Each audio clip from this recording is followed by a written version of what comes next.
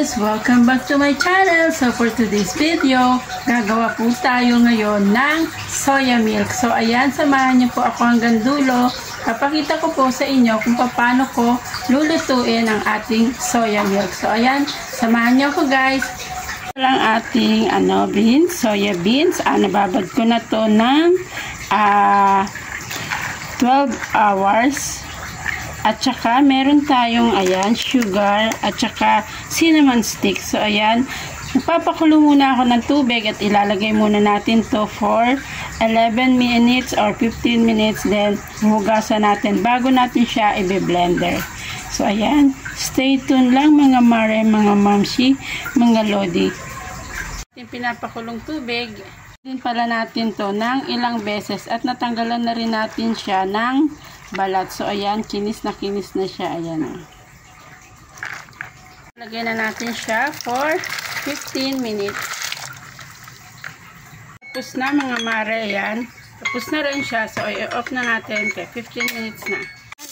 Pagkatapos ng 15 minutes, so, ayan, mahugasan na natin siya at ready na natin siyang i-blender.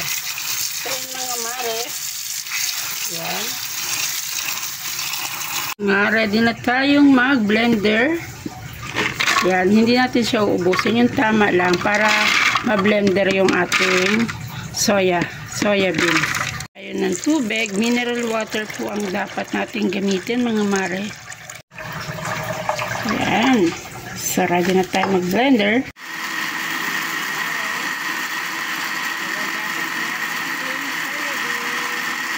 Sinasali na natin sa ating katsa. Yan, from Shopee. Baka naman. Ito.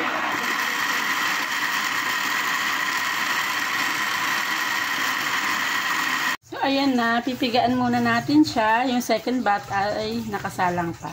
So, ayan. Para ka lang naglalaba. Pero pag naluto ito, napakasarap. Ayan. 15 or 20 minutes natin siyang i-boil sa ating kaserola. Ayan. Second batch uli. So, ito uli ang ating pangalawa. Ayan. Sinisalin muna natin at di natin ubusin para mapiga ng ayan, kailangan pigang-piga siya.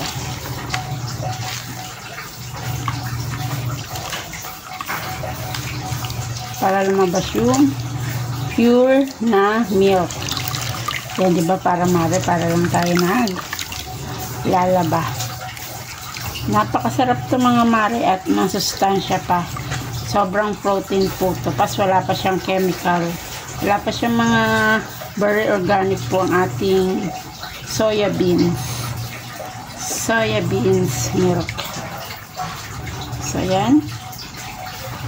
Ating 1/4 na soya beans na blender natin. Pas ito pwede siyang gawing cookies. Ayan mga mare, oh. Ayan.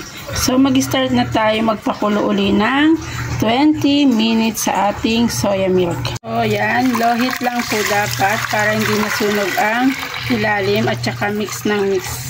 I-mix lang po. Ayan. Yan, at nag-alarm din tayo ng 20 minutes para sure na 20 minutes ang ating timer, ang ating pagluto ng soya milk.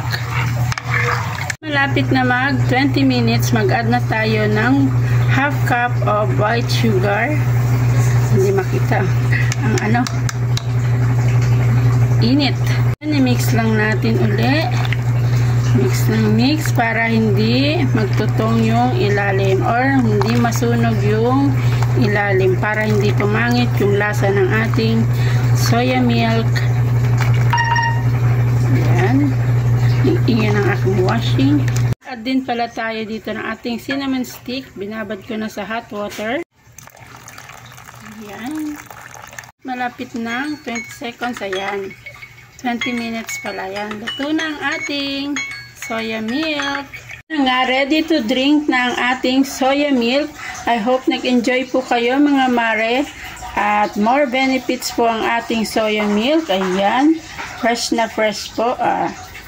Sana po ay nag-enjoy kayo. Maraming salamat po sa panonood sa aking video. Kung bago ka pa lang po sa aking channel, don't forget to like, share, and subscribe. Maraming salamat po. Magandang buhay!